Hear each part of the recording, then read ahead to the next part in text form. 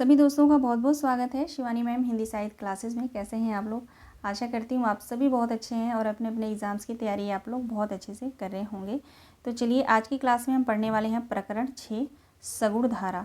ठीक है, हम पढ़ रहे हैं हिंदी साहित्य का इतिहास ग्रंथ आचार्य रामचंद्र शुक्ल की पुस्तक, जिसमें मैंने आप सभी को बताया था कि आचार्य रामचंद्र शुक्ल ने जो है भक्ति काल को 6 प्रकरण में विभाजित किया है। तो 5 प्रकरण जो है हम लोगों ने पढ़ लिया है पूरा कंप्लीट। ठीक है, आज की क्लास में जो हम पढ़ेंगे प्रकरण 6, है ना। प्रकरण 6 का नाम है भक्ति काल की फुटकल रचनाएं। ठीक है, ध्यान रखिएगा, नाम आप ध्यान रखेंगे कि प्रकरण 6 का क्या नाम है, तो भक्ति काल की फुटकल रचनाएं। ठीक है, अब आज की क्लास में हम ये पढ़ेंगे कि भक्ति काल की फुटकल रचनाओं में जो है आचार्य रामचंद्र शुक्ल ने किन किन कवियों को रखा है और उनकी रचनाएं कौन कौन सी हैं वो आपको ध्यान से पढ़ना होगा। और जो है आप नाम भी नोट करेंगे, याद रखेंगे, क्योंकि क्वेश्चन 100% आता है। ठीक है, चलिए क्लास में हम आगे बढ़ेंगे। आप सभी दोस्तों का एक बार फिर से बहुत बहुत स्वागत है। निवेदन है आप सभी से कि पूरे क्लास में आप लोग बने रहिएगा, शॉर्ट नोट्स आप लोग बनाते चलिएगा। ठीक है ना, चलिए यहाँ से जो है पढ़ना हम स्टार्ट करेंगे। ठीक है, यहाँ पे देख सकते हैं बुक का ही पेज है बिल्कुल, प्रकरण 6। प्रकरण 6 का नाम है भक्ति काल की फुटकल रचनाएं। अब यहाँ पे जो है स्टार्टिंग में थोड़ा सा जो है परिचय दिया गया है। आचार्य रामचंद्र शुक्ल ने परिचय दिया है कि जो भी हम पढ़ते हुए आ रहे हैं अभी तक 5 प्रकरण में जितनी भी हमने रचनाकार उनके रचनाओं को हमने पढ़ा, उसी के बारे में जो है यहाँ पे संक्षिप्त जो है परिचय दिया गया है। ठीक है, तो आप लोग जो है पढ़ लीजिएगा, इतना महत्वपूर्ण नहीं है ये। ठीक है, लेकिन आप लोग अपनी तरफ से एक बार पढ़ लीजिएगा। ठीक है, हम डायरेक्ट जो है मैं कवि पे चलूँगी कि किन किन कवियों को जो है फुटकल रचनाओं में लिया गया है, उनको हम पढ़ते हुए आगे की ओर बढ़ेंगे। ठीक है, पहले कवि हैं छीला कवि। ठीक है, तो छीला कवि से जो है मैं पढ़ना स्टार्ट कर रही हूँ। ठीक है ना, बाकी आप लोग जो है ये जो परिचय दिया गया है वो आप लोग ज़रूर पढ़ लीजिएगा, क्योंकि मैं इसको जो है विभाजित नहीं करना चाहती हूँ। मैं चाहती हूँ एक ही क्लास में इसको पूरा जो है ख़त्म कर दूँ। ठीक है, तो पहले कवि हैं छीला। छीला के बारे में देखिए, शुक्ल जी कहते हैं कि ये राजपुताने की ओर के थे। संवत 1575 में इन्होंने पंच सहेली नाम की एक छोटी सी पुस्तक दोहों में राजस्थानी मिली भाषा में, जो कविता की दृष्टि से अच्छी नहीं कहा जा सकता। ठीक है, कहते हैं कि छीला जो है राजपुताने की ओर के थे और संवत 1575 में इन्होंने एक जो है छोटी सी पुस्तक लिखी थी दोहा में। ठीक है, दोहों में पंच सहेली। तो ये पंच सहेली पुस्तक जो है पूछा जाता है किसका है, तो छीला कवि का है। ठीक है, दोहों में है और राजस्थानी मिली हुई भाषा इसमें मिलता है। ठीक है, जो एक तरह से कहते हैं कि ये जो है एक अच्छी जो है पुस्तक नहीं मानी जाती है। आगे कहते हैं इसमें 5 सखियों के विरह वेदना का वर्णन है। ठीक है, पंच सहेली में इसकी विषय वस्तु देखी जाए तो क्या है, तो 5 सखियों का जो है विरह वेदना का वर्णन है। ठीक है, लेकिन पूछा जाता है, कई बार पूछा गया है, तो आप लोग ध्यान रखिएगा। ठीक है, दोहे इस ढंग के हैं। ठीक है, तो इसमें जो है पंच सहेली जो पुस्तक है इनकी, उसमें जो दोहे हैं वो यहाँ पे दिया गया है। ठीक है, देखा नगर सुहावना अधिक चुरंगा थानु, नाव चंदेरी परगटा जन सुरलोक समानु, ठाई ठाई सरवर पेखई पेखी सुभर भरे निवाड़, ठाई ठाई कुआ बावरी सोहई फटिक सवार। ठीक है, तो ये दोहा है, आप लोग ध्यान रखिएगा। वैसे तो इतना महत्वपूर्ण नहीं है, लेकिन मुझे लगता है कि हमें कुछ छोड़ना नहीं चाहिए, तो मेरे ख्याल से आप लोग पहली पंक्ति आप ध्यान रखिएगा। ठीक है, किसका है, तो छीला का है। आगे बढ़ेंगे हम। दूसरे कवि हैं, यहाँ पे देख लीजिए, इनकी लिखी एक बावनी भी है जिसमें 52 दोहे हैं। ठीक है ना, छीला के 2 रचनाएं हैं, एक पंच सहेली और जो है एक बावनी भी मिलती है जिसमें 52 दोहे हैं, है ना।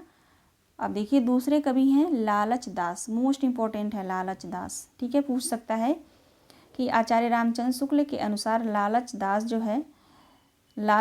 जो है किस में आते हैं, क्या कृष्ण भक्ति शाखा में आते हैं या राम भक्ति शाखा में आते हैं या संत कवियों में आते हैं, है ना। इस तरह से क्वेश्चन जो है पूछा जा सकता है, तो आप ध्यान रखिएगा। ये प्रकरण 6 भक्ति काल की फुटकल रचनाओं में जो है इनका नाम आता है, छीला का, उसके बाद दूसरे कवि लालच दास का। ठीक है, ये जो है रायबरेली के अहलवाई थे।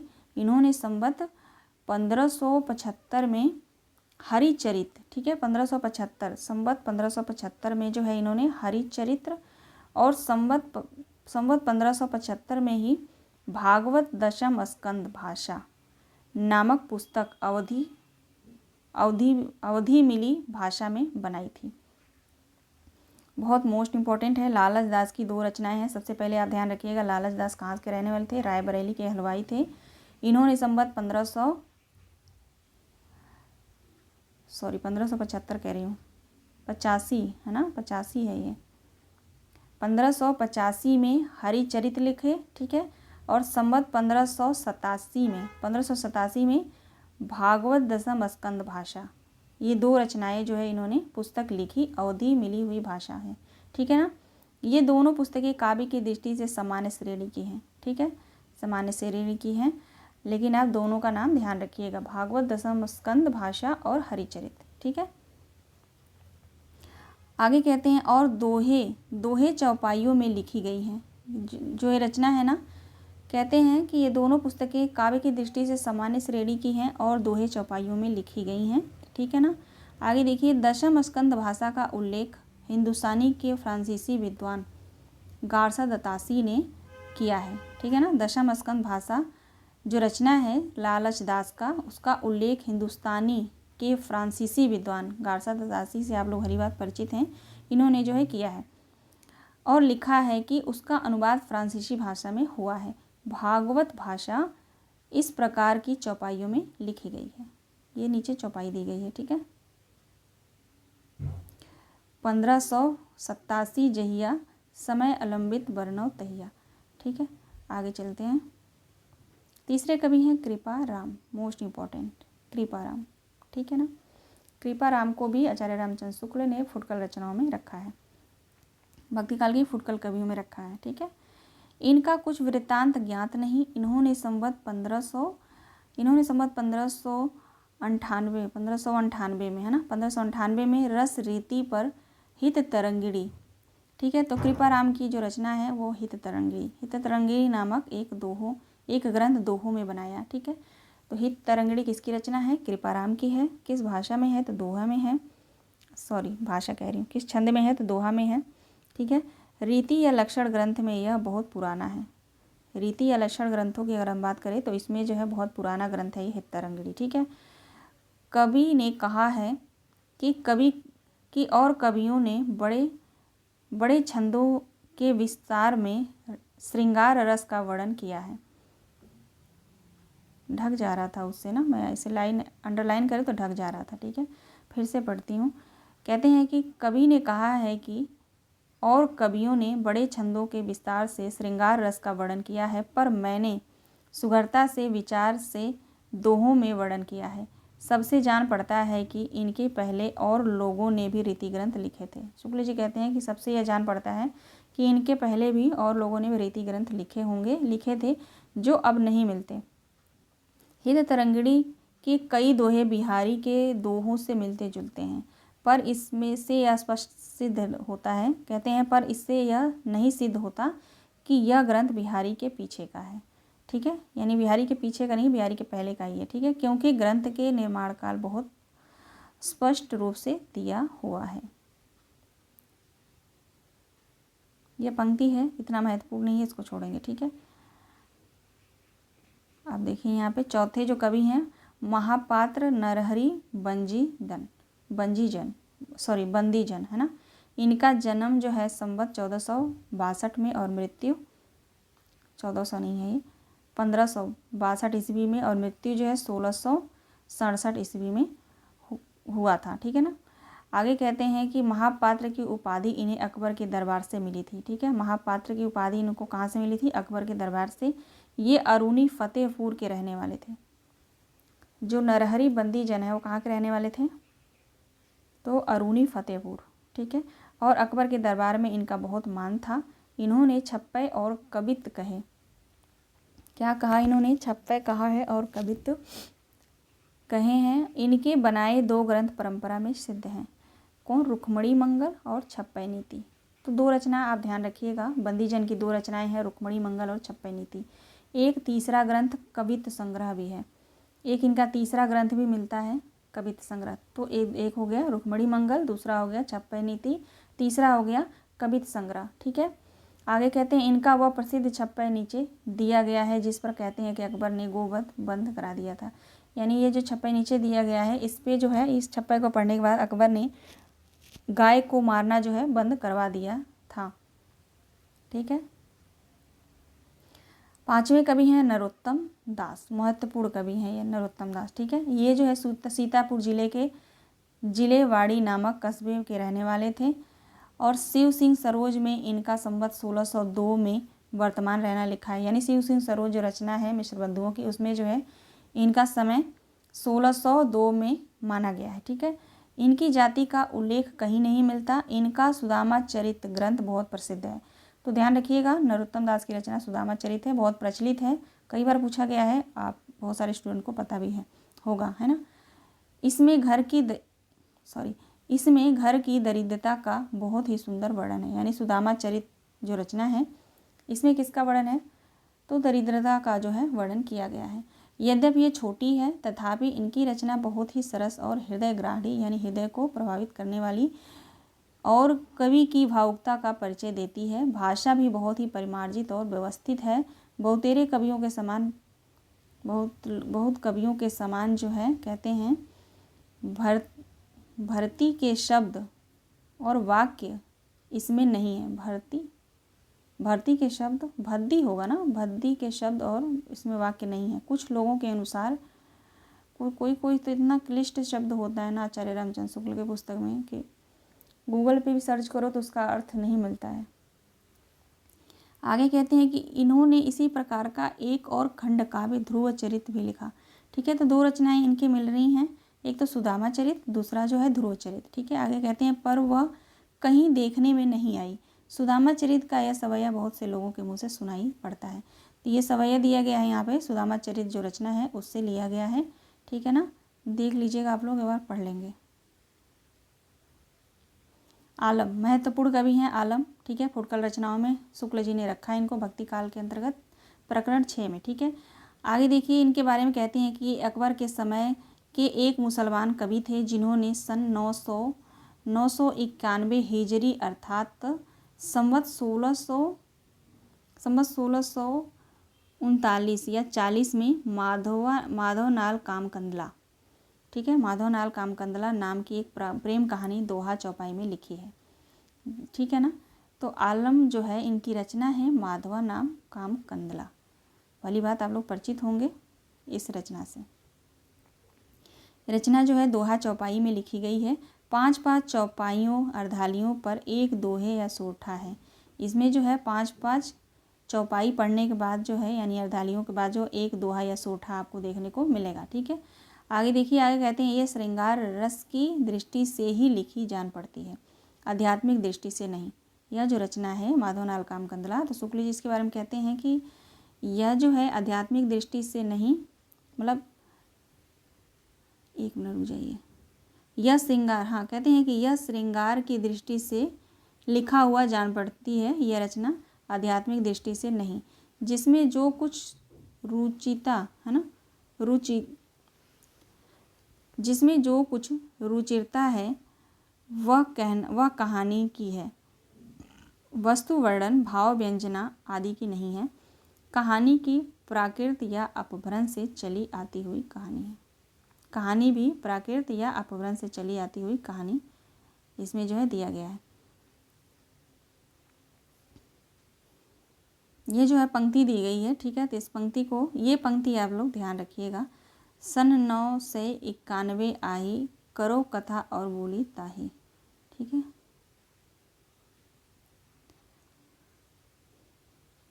अगले कवि हैं महाराज टोडरमल। ठीक है। महाराज टोडरमल के बारे में जानना ज़रूरी है, मोस्ट इम्पोर्टेंट है।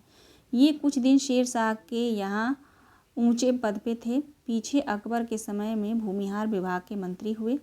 ठीक है। इनका जन्म संवत 1550 में और मृत्यु जो है 1646 ईस्वी में हुई थी। ठीक है।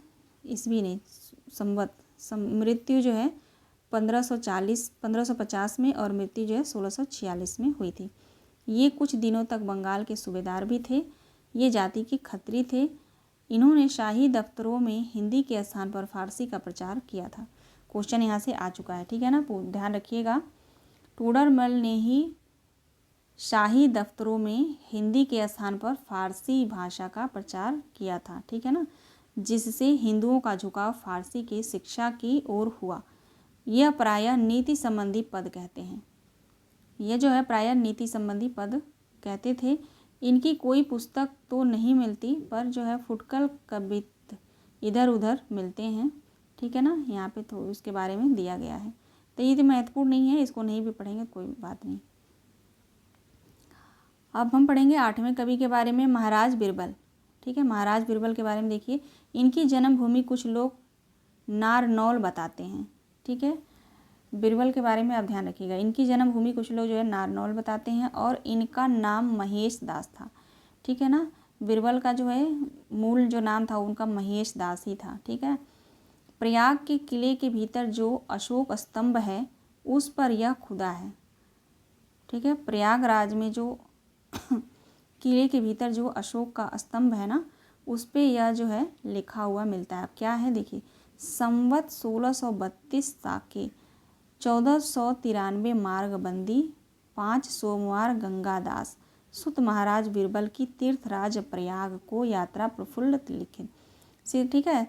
ये पूरा जो है यहाँ पे लिखा पड़ा है, कहाँ पे, अशोक स्तंभ पे, ठीक है। आगे कहते हैं यह लेख महाराज बिरबल के संबंध में ही जान पड़ता है, यानी जो कुछ भी लिखा है अशोक स्तंभ पे उसको जो पढ़ के शुक्ल जी कहते हैं उसके अनुसार यह लेख महाराज बिरबल के संबंध में ही जान पड़ता है, क्योंकि गंगादास और महेश्वर दास नाम मिलते जुलते थे, जैसे कि पिता पुत्र के हुआ करते हैं, है ना।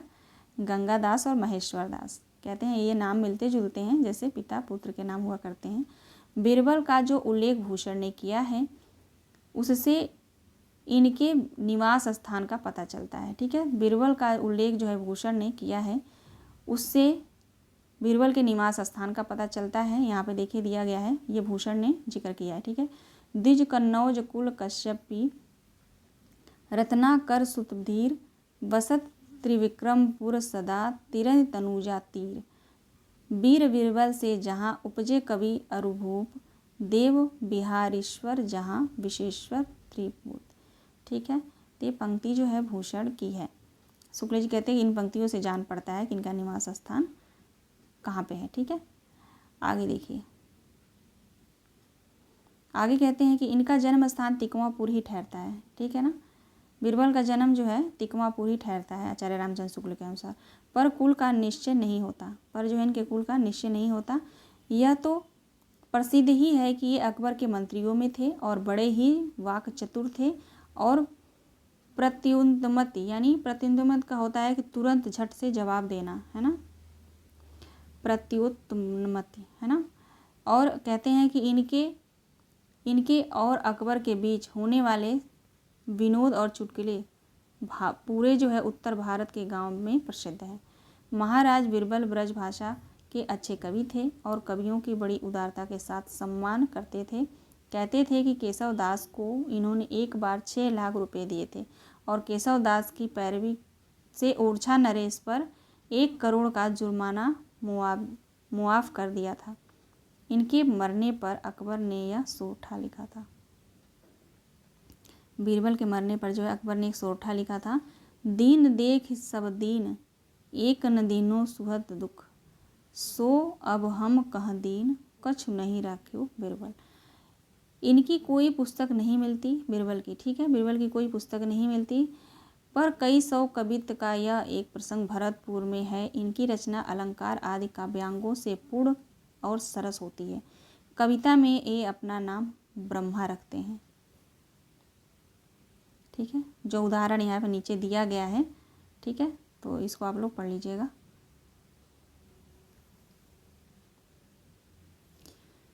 आगे देखेंगे, गंग कवि का वास्तविक नाम गंगाधर था। ये जब मैं पढ़ रही थी, तैयारी कर रही थी, तो मैंने तब का लिखा हुआ है ना, देखिएगा। अब है गंग कवि, मोस्ट इम्पॉर्टेंट कवि है गंग कवि। ये अकबर के दरबारी कवि थे और रहीम खाना बहुत इन्हें मानते थे, ठीक है। गंग कवि जो है अकबर के दरबारी कवि थे और इनको जो है यानी गंग कवि को रहीम खाना इनको बहुत मानते थे। इनके जन्म काल तथा कुल आदि का ठीक वृत्त ज्ञात नहीं। कुछ लोग इन्हें ब्राह्मण कहते थे, पर अधिकतर ये ब्रह्मा भट्ट ही प्रसिद्ध हैं। ऐसा कहा जाता है कि किसी नवाब या राजा की आज्ञा से ही हाथी से चिरवा दिए गए थे ये, है ना। ऐसा सुनाई जो देता है, जान पड़ता है कि ये किसी राजा के कहने से जो इन पे हाथी से कुचलवा दिए गए थे। और उसी समय मरने से पहले इन्होंने यह दोहा लिखा था, कबहू न भड़ुआ रंग चढ़े, कबहू न बाजी भंग, सकत सबाही प्रणाम करी, विदा होत कवि गंग। ठीक है ना, तो ये कवि गंग की जो है दोहा है। ठीक है, आगे देखिए, आगे कहते हैं, इसके अतिरिक्त कई और कवियों ने इस बात का उल्लेख व संकेत किया है। देव कवि ने कहा है कि एक भये प्रेत, एक मीजी मारे हाथी। ठीक है, ये जो पंक्ति है ये कवि गंग के बारे में जो है कहा गया है। किसने कहा है? तो देव ने कहा है, देव कवि ने। ठीक है, ये महत्वपूर्ण है। ठीक है, अब यहाँ पे एक देखिएगा सॉरी,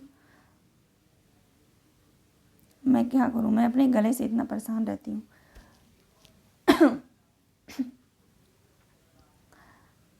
ये देखिएगा, तुलसी गंग दो भय, सुखवैन को सरदार। ये भिखारी दास ने कहा था कवि गंग के लिए। ठीक है, कहते हैं कि रहीम खाना ने इन्हें एक छप्पे पर 36 लाख रुपए दे डाले थे। और वो छप्पा यह है, ऐसा मतलब सुनाई देता है, कई जगह लिखा हुआ है कि रहीम जो थे वो गंग कवि को जो है 36 लाख रुपए दिए थे। ठीक है, चकित भंवर रही गयो, गम नहीं करत कमलवन, अहि फन मही नहीं लेत, जे तेज नहीं पवन, तेज नहीं बहत पवन वन। ठीक है, तो ये पंक्ति जो है किसकी है? ये पंक्ति जो है रहीम की है। ठीक है, आगे चलते हैं।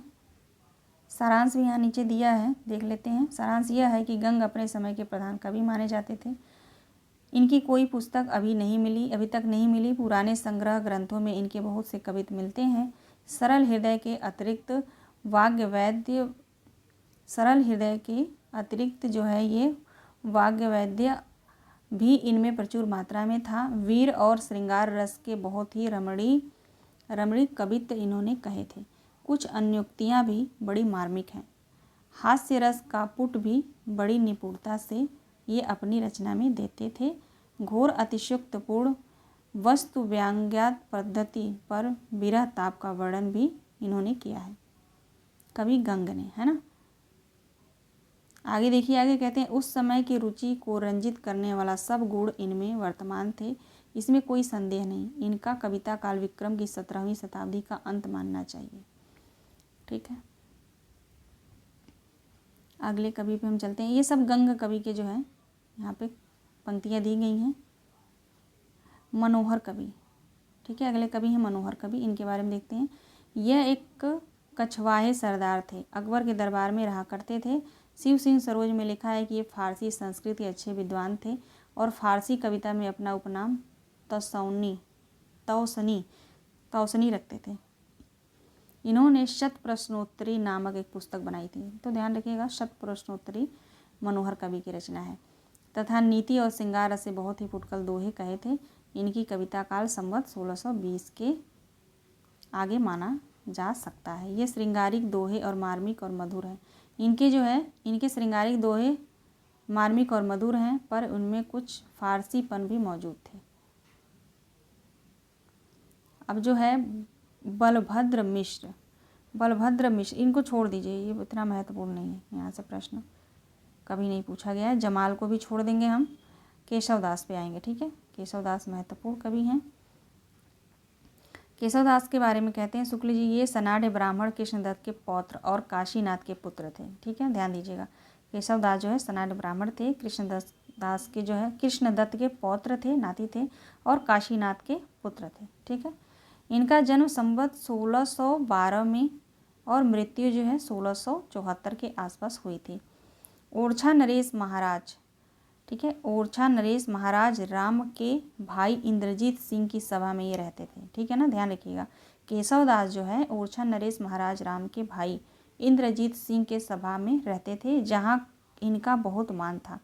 इनके घराने में बराबर संस्कृत के अच्छे पंडित होते थे, यानी बहुत इनके घराने में जो लोग थे बहुत पंडित के प्रचंड विद्वान थे। ठीक है, कहा जाता है कि इनके बड़े भाई बलभद्र मिश्र भाषा के अच्छे कवि थे। इस प्रकार की परिस्थिति में रहकर ये अपने समय के प्रधान साहित्य शास्त्रज्ञ कवि माने गए। इनके आविर्भाव काल के कुछ पहले ही रस अलंकार काव्यांगों के निरूपण की ओर कुछ कवियों का ध्यान जा चुका था। यह स्वाभाविक भी था क्योंकि हिंदी काव्य रचना के प्रचुर मात्रा में ही हो चुकी थी। कहते हैं शुक्ल जी, क्योंकि हिंदी काव्य रचना जो है प्रचुर मात्रा में हो चुकी थी, यानी केशवदास के पहले। लक्ष्य ग्रंथों के उपरांत ही लक्षण ग्रंथ का निर्माण होता है। केशवदास जी संस्कृत के पंडित थे, अतः शास्त्रीय पद्धति से साहित्य चर्चा का प्रचार भाषा में पूर्ण रूप से करने की इच्छा इनके लिए स्वाभाविक थी। आगे देखिए, आगे इनके बारे में कहते हैं शुक्ल जी कि केशवदास के पहले यानी 1598 में कृपाराम, ठीक है, कृपाराम केशवदास के पहले, ध्यान दीजिएगा, यानी कृपाराम जो है केशवदास के पहले आते हैं, थोड़ा रस निरूपक कर चुके थे। ठीक है, रस निरूपण का अर्थ है कि मतलब रस की सरलता से जो है रस की व्याख्या करना। ठीक है, इस समय आगे कहते हैं इसी समय में चरखारी के मोहनलाल मिश्र ने श्रृंगार सागर नाम एक ग्रंथ श्रृंगार रस संबंधी लिखा। नरहरि के कवि के साथ अकबरी दरबार में जाने वाले नरनेस नरनेस कवि ने कर्णाभरण, ठीक है, कर्णाभरण किसकी रचना है, तो करनेस कवि की है। ठीक है, ऋतुभूषण और भूपभूषण नामक 3 ग्रंथ अलंकार संबंधी लिखे, पर अब तक किसी कवि ने संस्कृत साहित्य शास्त्र में निरूपित काव्यांगों का पूरा परिचय नहीं कराया है। यह काम केवल केशवदास ने किया है। ठीक है, आगे कहते हैं कि ये काव्य में अलंकार स्थान प्रधान समझने वाले चमत्कारवादी कवि थे, जैसा कि इन्होंने स्वयं कहा है। अब पंक्ति से आप लोग भली बात परिचित होंगे, बहुत ही महत्वपूर्ण पंक्ति है। जदप सुजाति सुलक्षणी सुबरन सरन सुवित्र भूषण बिनु न विराजई कविता बनिता मित्र। तो ये जो है केशवदास की पंक्ति है ना। आगे देखिए, आगे कहते हैं कि जो मैं हाईलाइट करी हूँ उसी को मैं पढ़ रही हूँ। ठीक है, वो महत्वपूर्ण है, बाकी टाइम ऐसे ही वेस्ट होगा। देखिएगा, साहित्य शास्त्र को अधिक व्यवस्थित और सुमन्वित रूप से, कहते हैं साहित्य शास्त्र को अधिक व्यवस्थित और समन्वित रूप से लाने वाले मम्मट आनंद वर्धनाचार्य और विश्वनाथ का नहीं, अलंकार के समान का विशेष दो भेद करके इन्होंने उसके अंतर्गत वर्णन की प्रणाली ही नहीं वर्णन के विषय भी ले लिए हैं। ठीक है, यहाँ से देखेंगे अलंकार शब्द का प्रयोग इन्होंने व्यापक अर्थ में किया है। किसने? केशवदास ने। ठीक है, आगे कहते हैं वास्तविक अलंकार इनके विशेष अलंकार ही हैं। अलंकारों के लक्षण इन्होंने दंडी के काव्यादर्श से तथा बहुत सी बातें अमरचरित काव्य कल्पावृत्ति और केशव मिश्र कृत अलंकार शेखर से ली है। आगे देखिए, आगे इनके बारे में कहते हैं कि पर केशव ने 50 या 60 वर्ष पीछे हिंदी के लक्षण ग्रंथों की जो परंपरा चली वह केशव के मार्ग पर नहीं चली। काव्य के स्वरूप के संबंध में तो वह रस की प्रधानता मानने वाले काव्य प्रकाश साहित्य दर्पण के पक्ष में रही और कलाकारों के निरूपण में उसने अधिकतर चंद्रालोक और कुवलयानंद का अनुसरण किया है। यहाँ से इसको छोड़ देंगे, यहाँ से देखेंगे। ठीक है,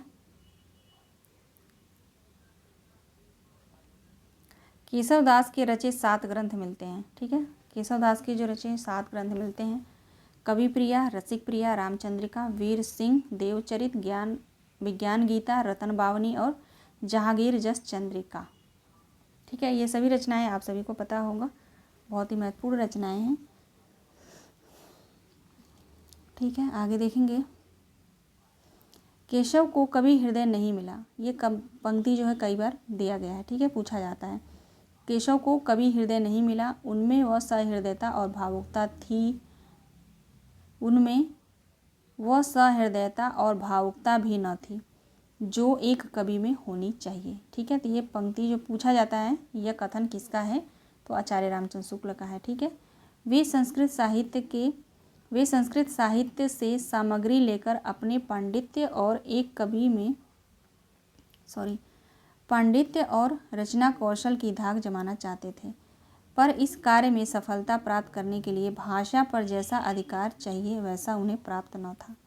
ठीक है, तो सारे ये जितने भी यहाँ पे तथ्य हैं इनको आप जो है लिख लीजिएगा, महत्वपूर्ण है, ये पूछा जाता है। ठीक है, अपनी रचनाओं में उन्होंने अनेक संस्कृत काव्यों की उक्तियाँ लेकर भरी हैं, पर उन उक्तियों को स्पष्ट रूप से व्यक्त करने में उनकी भाषा बहुत ही कम समर्थ हुई। यानी कहते हैं कि केशव दास जो है अपनी ज़्यादातर रचनाएं संस्कृत भाषा में लिखे हैं। ठीक है, जिसमें जो है उनकी भाषा बहुत ही कम समर्थ हुई है। ठीक है, पदों और वाक्यों की न्यूनता, अशक्त फालतू शब्दों के प्रयोग और संबंध के अभाव आदि के कारण भी अप्रांजल और उबड़ खाबड़ हो गई हैं। यानी ये कुल मिलाकर जो है आचार्य रामचंद्र शुक्ल केशव दास को पसंद नहीं करते थे। क्यों? क्योंकि इन्होंने जो है रामचरितमानस के कंपटीशन में कौन सी रचना लिखी थी, जहांगीर रामचंद्रिका। तो इसलिए मुझे लगता है कि शुक्ल जी जो है, ठीक है, आगे देखेंगे। आगे कहते हैं कि केशव की कविता जो कठिन कही जाती है उसका प्रधान कारण उनकी यह त्रुटि है, उनकी मौलिक भावनाओं की गंभीरता या जटिलता नहीं है। रामचंद्रिका में प्रसन्न राघव हनुमान नाटक और अनर्घ राघव कादम्बरी और नैषध की बहुत सी उक्तियों का अनुवाद करके रख दिया गया है। ठीक है, और कहते हैं कि कहीं कहीं अनुवाद अच्छा न होने के कारण उक्ति विकृत हो गई है। जैसे प्रसन्न राघव के प्रियतम पदरंकिता भूमि भागान का अनुवाद प्यो पंकदम ऊपर करके केशव ने उक्त को एकदम बिगाड़ डाला है। ठीक है, इनकी जो रचनाओं के बारे में यहाँ पे बात कर रहे हैं। ठीक है, यहाँ से देखिएगा। ठीक है, यहाँ से महत्वपूर्ण है, केशव ने 2 प्रबंध काव्य लिखे हैं, वीर सिंह देवचरित और दूसरा जो है रामचंद्रिका। ये जो है केशव दास के 2 जो हैं प्रसिद्ध प्रबंध काव्य हैं। ठीक है, कहते हैं पहला तो काव्य ही नहीं कहा जा सकता, पहला तो काव्य ही नहीं कहा जा सकता, यानी वीर सिंह देवचरित। इसमें वीर सिंह देव के चरित्र का तो थोड़ा है, कहते हैं इसमें जो है वीर सिंह देव का चरित्र तो थोड़ा है, दान लोभ आदि के संवाद भरे हैं। वीर सिंह देव चरित्र जो है इसको आचार्य रामचंद्र शुक्ल कहते हैं कि ये प्रबंध काव्य नहीं है, है ना, प्रबंध काव्य नहीं कहा जा सकता, क्योंकि इसमें जो है वीर सिंह देव के चरित्र के बारे में जो है थोड़ा बहुत बताया गया है, बाकी जो है दान लोभ आदि के बारे में बताया गया है। ठीक है, आगे कहते हैं रामचंद्रिका अवश्य एक प्रसिद्ध ग्रंथ है, पर यह समझ रखना चाहिए कि केशव केवल उक्त वैचित्र और शब्द कीड़ा के प्रेमी थे, जीवन के नाना गंभीर और मार्मिक पक्षों पर उनकी दृष्टि नहीं थी। ठीक है, ये महत्वपूर्ण कथन है, पूछा जा सकता है। आगे कहते हैं अतः वे मुक्त रचना के ही उन्मुक्त थे, यानी मुक्त रचना ही करते थे, वो प्रबंध रचना के नहीं। ठीक है, प्रबंध पटुता उनमें कुछ भी नहीं थी। तो ये कथन बहुत महत्वपूर्ण है, पूछा जाएगा। ठीक है, पूछा जा सकता है। प्रबंध काव्य के लिए 3 बातें अनिवार्य हैं, कौन कौन से? संबंध, निर्वाह, कथा के गंभीर और मार्मिक स्थलों की पहचान, और तीसरा दृश्यों की स्थानगत विशेषता।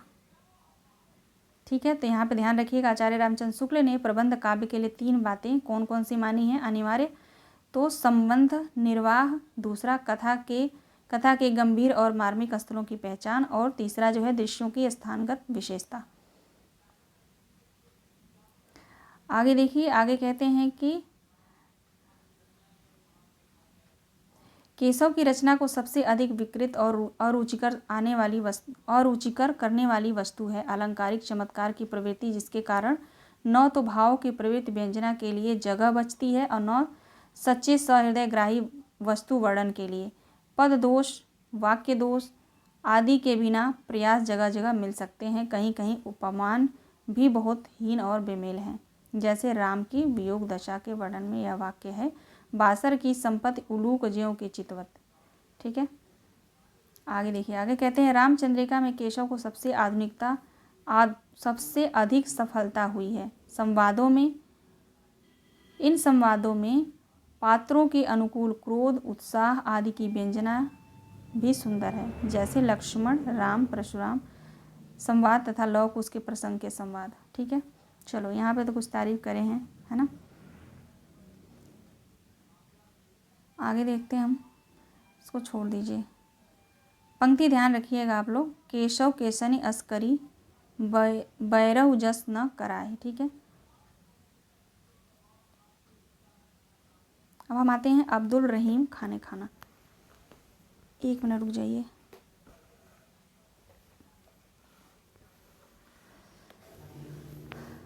ठीक है, अब हम पढ़ेंगे अब्दुल रहीम खाने खाना। अब्दुल रहीम खाने खाना ये अकबर बादशाह के अभिभावक प्रसिद्ध मुगल सरदार बैरम खां खाने खाना के पुत्र थे। इनका जन्म संवत 1610 में हुआ था। ये संस्कृत, अरबी और फारसी के पूर्ण विद्वान थे। ठीक है, रहीम के बारे में ध्यान रखिएगा, यहाँ से प्रश्न आता है, इनके बारे में पूछा जाता है कथन। ठीक है, ये जो है अरबी, फारसी और संस्कृत के पूर्ण विद्वान थे और हिंदी काव्य में पूर्ण मर्मज्ञ कवि थे। ये दानी और परोपकारी ऐसे थे कि सबकी अपने समय के कर्ण माने जाते हैं। बहुत दानी थे अपने समय में, जो इनको कर्ण बोला जाता था।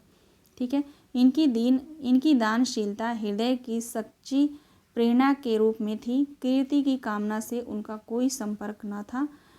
इनकी सभा विद्वानों और कवियों से सदा भरी रहती थी। गंग कवि को इन्होंने एक बार 36 लाख रुपए दे डाले थे। अकबर के समय में ये प्रधान सेना नायक और मंत्री थे और अनेक बड़े बड़े युद्धों में ये भेजे गए थे। आगे देखिए, आगे कहते हैं ये जहांगीर के समय तक वर्तमान रहे। लड़ाई में धोखा देने के अपराध में एक बार जहांगीर के समय में इनकी सारी जागीर जब्त हो गई और कैद कर लिए गए। कैद से छूटने पर इनकी आर्थिक अवस्था जो है बहुत दिनों तक बड़ी हीन रही, जिस पर मनुष्य ने करोड़ों रुपए दान कर दिए। इससे यहाँ कहते हैं कि इसके यहाँ से कोई विमुख न लौटा। इनका पीछा याचकों से कैसे छूट सकता था। भाई जब थे अकबर के समय में अपने बहुत दान करते थे, लेकिन सारी जब इनकी धन दौलत जो है जहांगीर ने जब्त कर लिया। ठीक है, तो इनको जब देखे जेल से जब छूटे ये कारागार से, तो जो भी इनसे दान, भाई जानते ही थे दानी है, तो इनके पीछे लोग पड़ गए। वही बात यहाँ पे कही जा रही है। लेकिन कहते हैं कि अपनी दरिद्रता का दुख वास्तव में इन्हें उसी समय होता था जिस समय इनके पास कोई याचक पहुँचता था, मांगने कोई पहुँचता था और अपनी यथेष्टा सहायता नहीं कर सकते थे। यानी कोई मांगने पहुँचा और जो है अब ये सहायता नहीं कर पाते थे। अपनी अवस्था के अनुभव की व्यंजना इन दोहों में की है। ठीक है, तो अपनी अवस्था का जो इनका था अवस्था उस समय, उसकी जो प्रस्तुति है इन्होंने इस प्रकार दोहों में की है। तबहि लौ जीवो लभो देबो होय न धीम, जग में रहिबो कुंचिता गति उचित न होय रहीम। संपत्ति के समय जो लोग सदा घेरे रहते हैं, वह विपद आने पर कहते हैं कि संपत्ति के समय जो लोग सदा घेरे रहते हैं, विपद के आने पर उनमें अधिकांश किनारा खींचते हैं। इस बात का घोतक यह दोहा है। बिल्कुल सही है, सही बात है ना। ए रहीम दर दर फिरे मांगी मधुकारी खाए, यारो यारी छाड़िए अब रहीम वे नाहे। कहते हैं कि इसी दीन दशा में इन्हें एक याचक ने आ घेरा।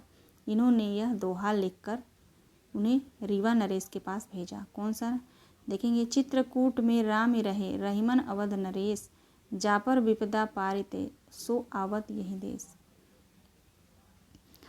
इस पर जो है रीवा नरेश उस याचक को 1 लाख रुपए दिए। ठीक है, गोस्वामी तुलसीदास से भी इनका बड़ा स्नेह था। ऐसी जनश्रुति है, यानी जनता से जो ऐसा सुना जाता है कि एक बार ब्राह्मण कन्या, कहते हैं कि एक बार एक ब्राह्मण कन्या के विवाह के लिए धन न होने से घबराया हुआ, एक जो है ब्राह्मण अपनी कन्या के विवाह कन्या के विवाह के लिए उसके पास धन नहीं था। उसे घबराया हुआ गोस्वामी के पास आया। गोस्वामी ने उसे रहीम के पास भेजा और दोहे में लिख कर दे दिया। क्या लिखा? सुरती नरती नागती तब चाहत सब कोय। रहीम ने उस ब्राह्मण को बहुत सारा द्रव्य देकर विदा किया और दोहे की दूसरी पंक्ति इस प्रकार जो है पूरी की। किसने? रहीम ने। गोद लिए हुलसी फिरे तुलसी सोसुत होय। ठीक है, ये पंक्ति रहीम की है और अगली पंक्ति जो है सुरती नरती तुलसीदास की है। ठीक है, आगे देखिए, कहते हैं कि रहीम ने बड़ी बड़ी चढ़ाइयाँ की थी और मुग़ल साम्राज्य के लिए न जाने कितने प्रदेश जीते। इन्हें जागीर में बहुत थोड़े सूबे और गढ़ मिले थे। संसार का इन्हें बड़ा गहरा अनुभव था।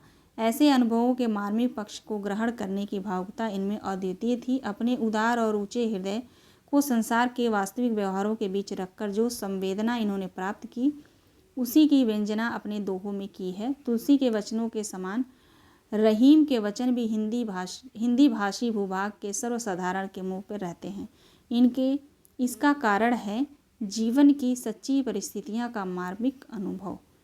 आगे देखिए, रहीम के दोहे वृंद और गिरधर के पदों के समान जो है कोरी नीति के पद नहीं है। कौन कहता है? आचार्य रामचंद्र शुक्ल। ठीक है ना, ध्यान दीजिएगा। उनमें मार्मिकता है, उनके भीतर एक सच्चा हृदय झांक रहा है। ठीक है, ये पंक्ति महत्वपूर्ण है। अपनी जीवन की सच्ची परिस्थितियों के मार्मिक रूप को ग्रहण करने की क्षमता जिस कवि में होगी वही जनता का प्यारा कवि होगा।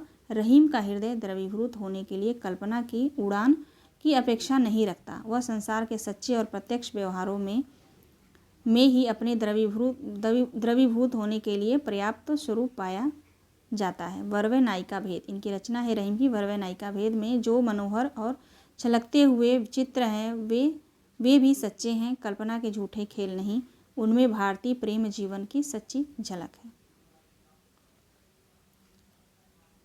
आगे देखिए, आगे कहते हैं कि भाषा पर तुलसी का ही इनका अधिकार रहीम को भी पाते हैं। यानी तुलसी की रचनाओं में जो सरल भाषा थी वही भाषा जो है इनके रचनाओं में देखने को मिलता है। ये ब्रज और अवधी, पश्चिमी और पूर्वी दोनों काव्य भाषाओं में जो है समान कुशल थे। वैरवय नायिका भेद, बड़ी सुंदर अवधी भाषा में ये रचना लिखी गई है। ठीक है, आगे देखिए, आगे जो इनकी रचना है वो है वर्वय कबित सवैया सोरठा पद। नहीं, रचनाएं नहीं है, एक मिनट रुक जाइए। इनकी उक्तियाँ ऐसी लुभावनी हुई और बिहारी आदि परवर्ती कवि है ना, परवर्ती कवि भी बहुतों का अपहरण करने का लोभ न रोक सके। यद्यपि रहीम सर्वसाधारण में अपने दोहे के लिए ही प्रसिद्ध हैं, पर इन्होंने वर्वय कबित सवैया सोरठा पद सब में थोड़ी बहुत रचना की है। इनकी रचनाएं हैं देखिए, रहीम दोहावली या सतसई, वर्वय नायिका भेद, श्रृंगार सोरठा, मदनाष्टक, रासपंचाध्यायी। पर भरतपुर के आश्रित पंडित मयाशंकर जी याज्ञिक ने इनकी और भी रचनाओं का पता लगाया है, जैसे नगर शोभा। ठीक है, रहीम की रचना है। फुटकल वर्वय, फुटकल कवित सवैये और रहीम का एक पूरा संग्रह रहीम रत्नावली के नाम से निकाला है। कहते हैं कि इन्होंने फारसी का एक दीवान भी बनाया था और वाकयात वावरी का तुर्की से फारसी में अनुवाद किया था। किसने? रहीम ने। ठीक है, कुछ मिश्रित रचना भी इन्होंने की थी। रहीम काव्य हिंदी संस्कृत की खिचड़ी है। ठीक है ना, हिंदी और संस्कृत भाषा इसमें मिलता है। और खेट कौतुकम भी इनकी रचना है जो ज्योतिष ग्रंथ है, संस्कृत और फारसी की खिचड़ी है। ठीक है, जो खेत कौतुकम जो इनकी रचना है वो एक ज्योतिष ग्रंथ है और इसमें जो है संस्कृत फारसी भाषा का प्रयोग हुआ है। कुछ संस्कृत श्लोकों की रचना भी किए गए हैं।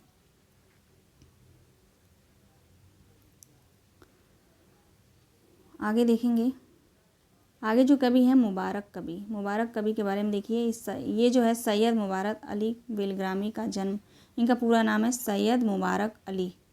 ठीक है, ये इनका जो जन्म है बेलग्रामी में हुआ था 1640 में हुआ था। अतः इनका कविता काल जो है 1670 पीछे माना जाना चाहिए। ये संस्कृत, फारसी और अरबी के अच्छे पंडित थे। हिंदी के सहृदय कवि थे। जान पड़ता है केवल श्रृंगार के ही कविता करते थे ये। ठीक है, मुबारक कवि जो है ये श्रृंगारिक कविता करते थे।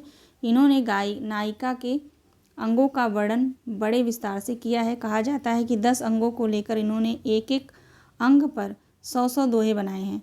इनका प्राप्त ग्रंथ अलग शतक, ठीक है, ध्यान रखिए, मुबारक जो कवि हैं इनका रचना है अलग शतक और तिलक शतक, उन्हीं के अंतर्गत आते हैं। ठीक है, दो रचनाएं हैं इनकी, अलग शतक और तिलक शतक, दोनों रचनाएं, नाम ध्यान रखिएगा मुबारक कवि की। ठीक है, चलिए आगे देखते हैं। अगले कवि हैं बनारसी दास। बनारसी दास जो है ये जौनपुर के रहने वाले जौहरी थे, जो आमेर में भी रहा करते थे। इनके पिता का नाम खड़गसेन था। ये संवत 1343 ईस्वी में उत्पन्न हुए थे। सॉरी, ईस्वी नहीं, संवत 1343 में उत्पन्न हुए थे। इन्होंने संवत 1398 तक अपना जीवन वृत्त अर्ध कथानक नामक ग्रंथ में दिया है। पुराने हिंदी साहित्य में यही एक आत्मचरित मिलता है। इससे इसका महत्व बहुत अधिक है। ठीक है, इनके बारे में इतना महत्वपूर्ण है, बाकी छोड़ दीजिए।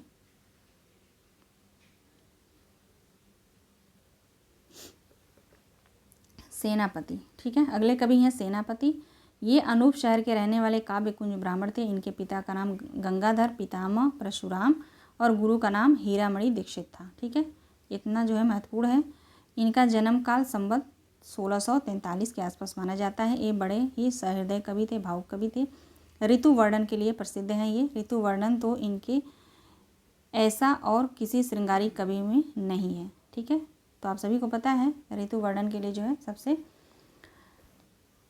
प्रचलित कवि जो है श्रृंगारिक कवि यही माने जाते हैं सेनापति। इनके ऋतु वर्णन में प्रकृति निरीक्षण पाया जाता है, चमत्कार भी अच्छा है। सारांश यह है कि अपने समय के ये बड़े भावुक और निपुण कवि थे। ठीक है, सेनापति।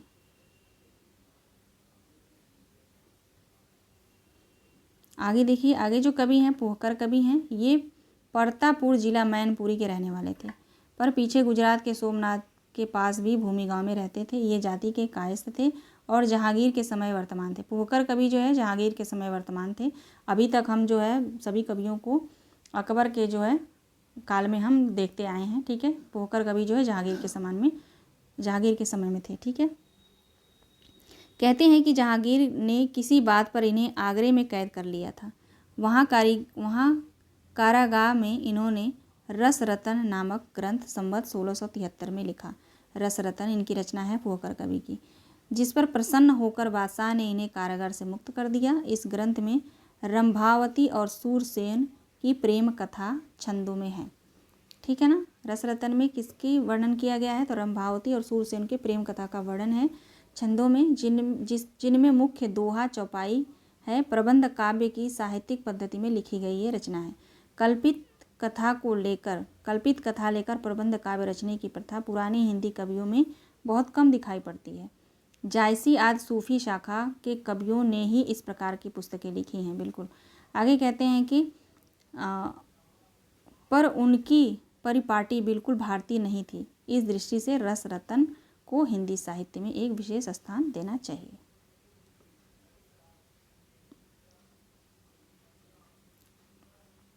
आगे देखिए, आगे कहते हैं इसमें संयोग और वियोग के विभिन्न दशाओं का साहित्यिक रीति का वर्णन है। वर्णन के ढंग से जिस ढंग से श्रृंगार और मुक्तक कवियों ने किए हैं, पूर्व राग, सखी मंडन और नखशिख, ऋतु वर्णन आदि श्रृंगार की सब सामग्री एकत्र की गई है। ठीक है, चलिए छोड़ते हैं इसको। सुंदर कवि इनको छोड़ दीजिए, इतना महत्वपूर्ण नहीं है ये, लेकिन आप पढ़ लीजिएगा। ठीक है, यहाँ से जो है सुंदर कवि की 2 रचनाएं यहाँ पे, सिंहासन बतीसी और 12 मासा, ये 2 इनकी पुस्तकें हैं सुंदर कवि की।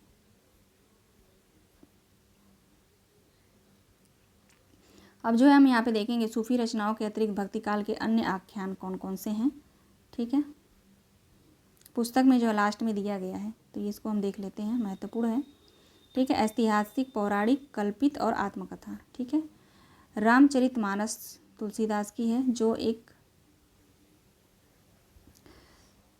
मिनट रुक जाइए आप लोग, सॉरी, देखेंगे ऐतिहासिक, पौराणिक, है ना, ऐतिहासिक पौराणिक में कौन कौन सी रचना आती हैं? रामचरितमानस तुलसीदास की, हरिचरित लालच दास का, रुक्मणी मंगल नरहरि का, रुक्मणी मंगल देखिए 2 है यहाँ पे, ठीक है, नरहरि का भी है और नंददास का भी है, ठीक है। सुदामा चरित नरोत्तम दास का है। रामचंद्रिका केशव दास, वीर सिंह देवचरित केशव, और बेली कृष्ण रुक्मणी री जोधपुर के रेवाड़ राजा पृथ्वीराज। आगे देखेंगे कल्पित जो रचनाएं हैं वो हैं ढोला मारूदा दुहा प्राचीन, लक्ष्मण सेन पद्मावती कथा, दामोदर कवि की सत्यवती कथा, ईश्वरदास माधव नार कामगंधला, और रसरतन पुहकर कवि की पद्मिनी चरित लालचंद का, कनक मंजरी काशीराम का, ठीक है, कनक मंजरी काशीराम का, और आत्मकथा में जो है अर्धकथानक बनारसीदास का, ठीक है। आगे देखेंगे ऊपर दी हुई सूची में ढोला मारूरा दुहा और बेली कृष्ण रुक्मणी री राजस्थानी भाषा में है। ढोला मारूरा दुहा की प्रेम कथा राजपुताने के बहुत प्रचलित हैं। दोनों दोहे बहुत पुराने हैं। यह बात उनकी भाषा से पाई जाती है। बहुत दिनों तक मुखाग्राही रहने के कारण बहुत से दोहे लुप्त हो गए हैं, जिससे कथा की श्रृंखला बीच बीच में खंडित होती गई है। आगे शुक्ल जी कहते हैं कि इसी से संवत 1618 है ना, 1618 के लगभग जैन कवि कुशल लाभ ने बीच बीच में चौपाइयाँ रचकर जोड़ दी हैं। दोहों की प्राचीनता और का अनुमान इस बात से हो सकता है कि कबीर की साखियों में ढोला मारू के बहुत से दोहे ज्यों के त्यों मिलते हैं। लास्ट है, अब खत्म होने वाला है, ठीक है। बेली कृष्ण रुक्मणी री जोधपुर के राठौड़ राजवंशीय स्वदेश स्वामिनी कवि ने पृथ्वीराज की रचना की है, जिसका महाराणा प्रताप को क्षोभ से भरा पत्र लिखना इतिहास प्रसिद्ध है। रचना प्रौढ़ भी है और मार्मिक भी। इसमें श्री कृष्ण और रुक्मणी के विवाह की कथा है, ठीक है। पद्मिनी चरित की भाषा राजस्थानी मिली है, ठीक है। तो ये जो है पूरा फुटकल रचनाएं जो थी भक्ति काल की शुक्ल जी के अनुसार प्रकरण 6 में हमने पढ़ लिया, ठीक है। बीच बीच में जो है जो महत्वपूर्ण नहीं था उसको मैंने छोड़ा है, ठीक है। नहीं तो अगर आप पढ़ना चाहें तो PDF आप टेलीग्राम चैनल पे ले लीजिएगा, बता दीजिएगा, मैं दे दूँगी, ठीक है ना। तो चलिए मिलते हैं अब नेक्स्ट वीडियो में। अब हम पढ़ेंगे रीतिकाल, ठीक है।